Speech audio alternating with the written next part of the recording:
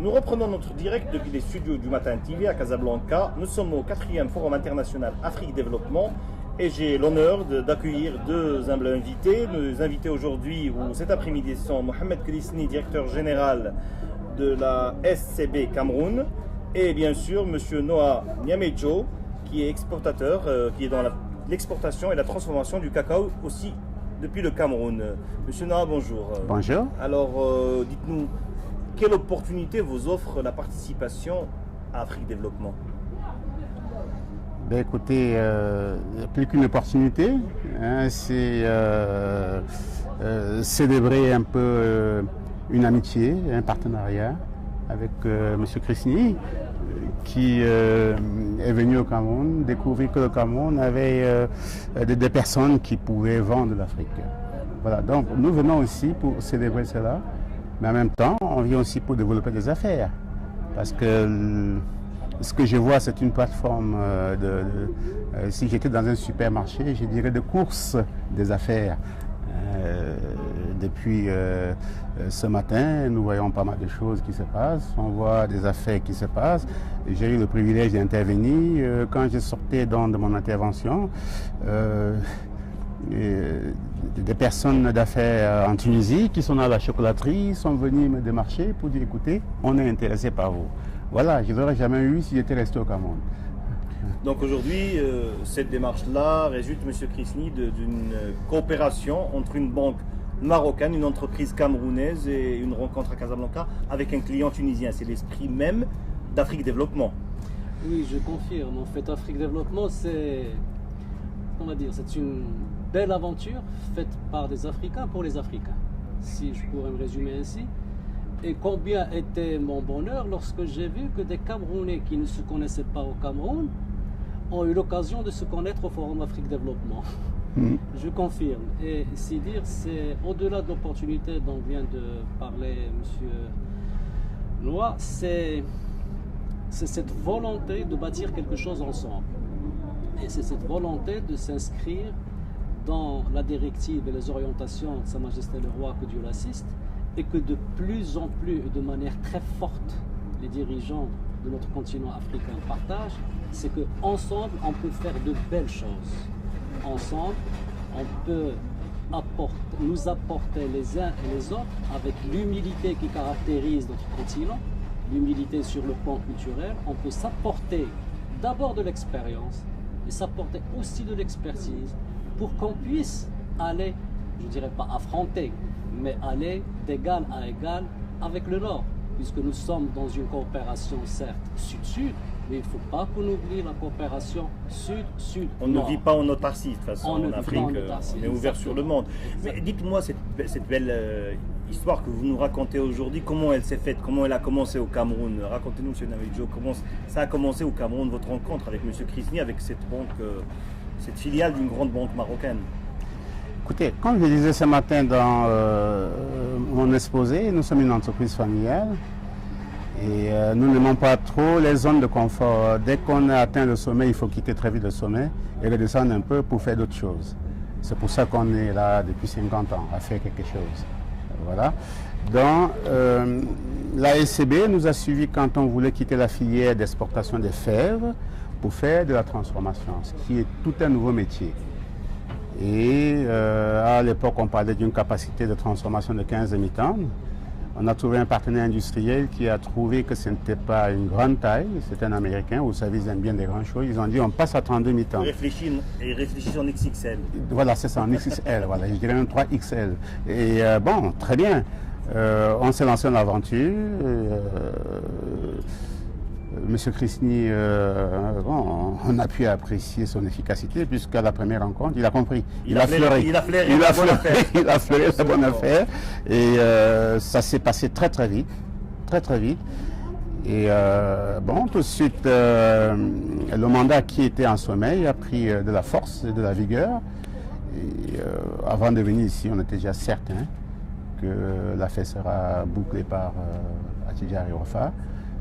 Et ça, pour nous, c'est vraiment un grand succès. Je ne vais pas être prétentieux si je dis que Attijari Wafa Bank est en train de transformer une partie de l'Afrique. Mais est-ce que l'Afrique a transformé Attijari Wafa Bank? L'Afrique est aujourd'hui dans l'ADN du groupe Tijari Wafa Bank. Nous sommes aujourd'hui, et on peut le confirmer, un véritable groupe panafricain. Nous couvrons déjà 3 zones géographiques, le Maghreb, l'UMOA, la CEMAC, 3 zones, j'allais dire, économiques. Notre ambition va au-delà. L'Afrique a conquis Attijari Wafa Bank. Attijari Wafa Bank a été, je dirais, séduite et on s'est retrouvés pour faire de belles choses ensemble. Mais ceci dit, juste pour rebondir sur ce que disait M. Noah, c'est que en fait, il ne s'agit pas de l'efficacité commerciale. En fait, un véritable partenariat est d'abord basé sur de la proximité et sur la connaissance de ce que fait ton partenaire, abstraction faite qu'il soit client ou fournisseur.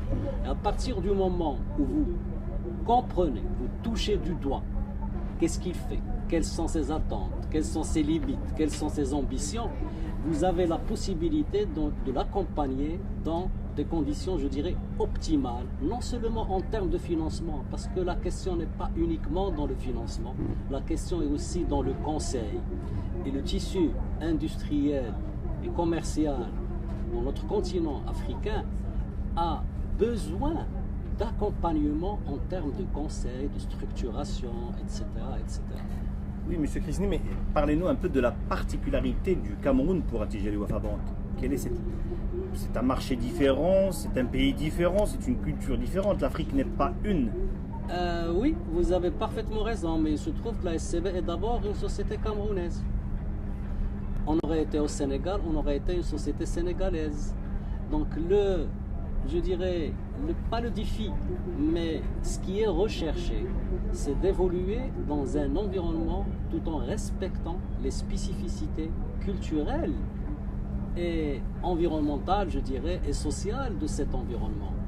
Et donc, pour nous, nous faisons tout pour se fondre le plus rapidement possible dans ce paysage. Donc, en étant au Cameroun, honnêtement, je ne me considère pas comme Marocain au Cameroun. Je ne dirais pas que je me considère comme Camerounais au Cameroun, mais je me considère comme Africain, avec un grand A au Cameroun. Quand un Marocain qui est africain... Une belle déclaration d'amour. Une véritable déclaration d'amour, et j'en parle avec beaucoup de passion, parce que c'est mon continent, c'est notre continent. On n'a pas droit à l'erreur. Notre horizon doit être africain, il ne peut pas être autre chose. Et nous avons une lourde responsabilité, on est peut-être un peu plus âgé que vous, mais on a une lourde responsabilité, celle de laisser, laisser quelque chose aux générations futures. Cet amour pour ce continent, qui mérite beaucoup, beaucoup de belles choses. Et je vous dirai pourquoi. Au-delà des ressources naturelles, au-delà de sa position, au-delà de sa grandeur, je dirais, géographique, c'est la qualité de ses ressources humaines qui en veulent. Et de jour en jour, elles en veulent. Et nous assistons aujourd'hui pas à une migration dans le sens malheureusement critique que certains pays vivent aujourd'hui, mais dans un autre sens. On a de plus en plus d'Africains qui reviennent vers leur pays, forts d'une expérience, forts d'une expertise, mais surtout forts de l'amour qu'ils ont pour leur pays. Donc, c'est un Africain qui est à l'aise là où il est en Afrique, en tout cas là où le groupe Attijari Wafa Bank est aujourd'hui présent en Afrique. Et j'ai eu cette chance d'avoir pratiqué l'Afrique dans 2 espaces, puisqu'il y a quelques années, j'ai eu l'occasion aussi de gérer une filiale bancaire du groupe Attijari Wafa Bank au Mali, où je suis resté pendant 3 ans et demi. Je suis revenu à Casa pour gérer le développement commercial du groupe Attijari Wafa Bank en Afrique subsaharienne. Et cet amour dont je vous parlais tout à l'heure m'a poussé à repartir vers cette belle Afrique et vers ce pays du Cameroun que j'apprécie de plus en plus, d'autant plus que le pays est bâti, je dirais, sur une vision très éclairée, puisque non seulement il a construit sa stratégie à long terme, mais aujourd'hui il y a un plan d'urgence qui a été construit par le président de la République et qui veut accélérer un certain nombre de réformes et de chantiers structurants pour le bien-être de la population, mais aussi pour le rayonnement de la République du Cameroun dans toute la région CEMAC. Très bien, je sais que vous avez une rencontre B2B. Avant de terminer, je donnerai le dernier mot à M. Niamecho, bien sûr. Si vous voulez rebondir sur ce qu'il a dit. Oui, je vais rebondir sur ce qu'il a dit, parce que il dit quelque chose d'essentiel, son amour pour l'Afrique. Vous savez, un amour c'est comme un fleuve, hein, quand ça vient avec tout ce que ça apporte. Ce que M. Christini ne sait pas, c'est que dans le plan de travail que nous avons, qui est un projet structurant, nous avons une partie qui touche la production. Et la partie qui touche la production, c'est des satellites qui sont basés dans les secteurs de production de cacao. Malheureusement, c'est des structures qui sont très désorganisées, qui ont beaucoup de volonté de faire de bonnes choses, mais qui n'ont pas l'expertise du Maroc, des coopératives du Maroc. J'ai eu le privilège de rencontrer le président d'une excellente coopérative au Maroc, qui est en train de mettre avec nous en place un MOU pour que nous bénéficions de cette... Nous pouvons connaître le nom de cette coopérative, si ce n'est pas très exclusif. Ben écoutez, si vous lisez le rapport de ceux qui sont passés ce matin, sur le panel d'agriculture, c'est pas caché, vous le verrez. C'est quelqu'un vraiment de très humble, mais d'assez efficace par rapport à ce qu'on a vu. 13 000 membres avec une diversification extraordinaire. Depuis les produits jusqu'à la transformation, avec des cycles d'exploitation, à l'export, des cycles d'exploitation tournés vers le marché local. Je trouve ça formidable. Voilà, donc voilà des choses que nous avons gagnées, M. Christini, derrière cette poussée, derrière cet amour pour le Cameroun. Mais il dit aussi une chose, quand il parle du plan d'urgence, quand nous avons commencé le projet qu'on met en place, on était une mariée qui n'était pas belle. Pour la simple raison qu'on n'avait pas de structure de financement de fonds propres assez consistant pour la qualité de projet qu'on voulait mettre en place.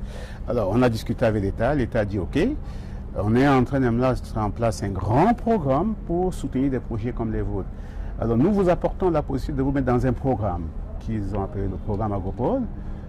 Donc, ce programme nous amène un montant de 5 millions de dollars, non, 5 millions d'euros plutôt, en subvention non remboursable, qui nous permet vraiment de soutenir la partie industrielle du projet, de soutenir la partie production du projet, mais en même temps d'aménager les infrastructures routières autour de l'endroit où on va installer le projet. Avec ça, la mariée est devenue très belle. Alors le partenaire industriel est venu tout seul. Voilà, dans ce programme, on a eu un appui de l'État, et avec le voyage d'aujourd'hui, on aura l'appui de la coopérative agricole marocaine. Et je pense qu'on est sur la très bonne voie. Avec cette note très optimiste, je vous remercie pour avoir répondu à notre invitation.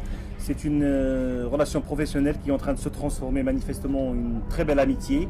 Je vous remercie, messieurs, et nous restons sur le Matin TV pour la suite de nos programmes. Retrouvez-nous dans quelques instants.